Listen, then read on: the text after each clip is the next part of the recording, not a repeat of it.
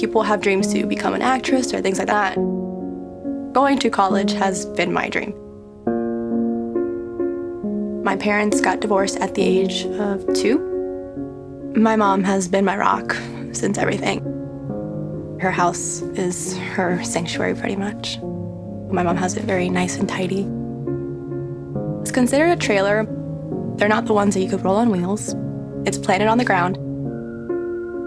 I've been tutoring since actually elementary school. Geometry, algebra, algebra 1, algebra 2. You name it the subject, I tutor it. Brianna has such a heart for service. I don't know if it's because of her predicament that she feels like she needs help, so she feels like she can help others. The Do Something Club is a national organization. You focus on what your community problems are and you try to put a fix to them. I absolutely love it. It always puts a smile on my face when we have meetings and I see that these students are changing. They're realizing that they can actually be a change in something big. Nothing's ever been handed to Brianna. I think she's always had to work hard for everything. She hasn't had an easy financial situation at home. She's dealt with her mom losing her job. I'm amazed at as much as she's gone through and still stays so composed and still takes care of everything she has to take care of. Unless she tells you what her situation is, you would never know. I can remember kindergarten, we were all going around, state your name, say what neighborhood you live in so you can make friends. I said, hi, I'm Brianna and I live in Holly Lakes. And everybody's like, what's Holly Lakes? I was like, oh, it's a neighborhood right across. And they're like, oh, is that a house? I'm like, no, I live in a little trailer. I've been called trailer trash, homeless, low life. Pretty much any stereotype for a Hispanic who has divorced parents and lives in a trailer. Yeah, it hurts, but it's made me really strong. As I'm older, it doesn't affect me as much. It's not like a pushback, it's more of a push forward now. All right, what can I do to earn something and make things happen again? Brianna's future looks very bright. She wants to evolve. She wants to go into the medical field. When you have somebody like that and that type of caliber, you know you have someone special. I volunteer at a couple hospitals. In high school, I've been enrolled in Health Science 1, Health Science 2, and EMR, which is Emergency Medical Responder.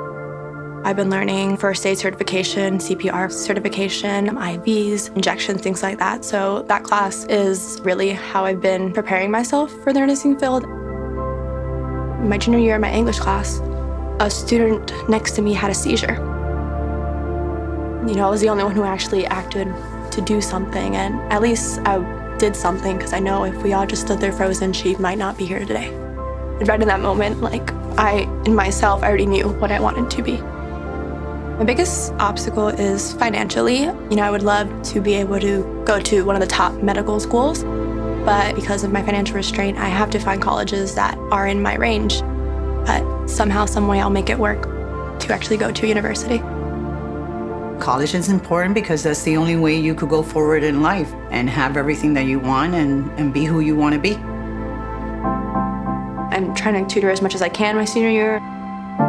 Scholarships are my biggest, focus, even though there's no guarantee with them. It's sometimes hard when you're a counselor with 600 plus seniors. You want to find the best person and sometimes you can't. I was lucky that I had that relationship with her. I knew that she was a great student and I knew that she did have this financial concern, which is what the scholarship was asking me. Do you know a student that needs help? I nominated Brianna for the scholarship. And we had gotten a standard email saying thank you. So I kind of thought that was the end of the road. And Sallie Mae called me and told me that she was one of the 4 finalists in the nation. I was completely taken aback. I was crying myself, and then I called Brianna and I had her come to my office. I got called down to the guidance office and everybody was bawling. And I thought someone died. And I was like, why is everybody crying and hugging me? This is not normal. She just says, do you remember that, Sallie Mae scholarship thing that I got an email in and they asked me just to send a 100-word essay? That's when it hit me. Oh my gosh. I started crying too. And she's like, you are one of the 4 finalists. She made me believe that I can actually go to college and earn that education that, I've been dreaming about. It's going to mean a lot more to her to have the scholarship than it would to your average kid. I think it'll make a world of difference for her. In 10 years, I hope to see myself working as a nurse, putting on my scrubs, and being able to support those around me in my life. It's crazy. Just 100 words can literally change my life.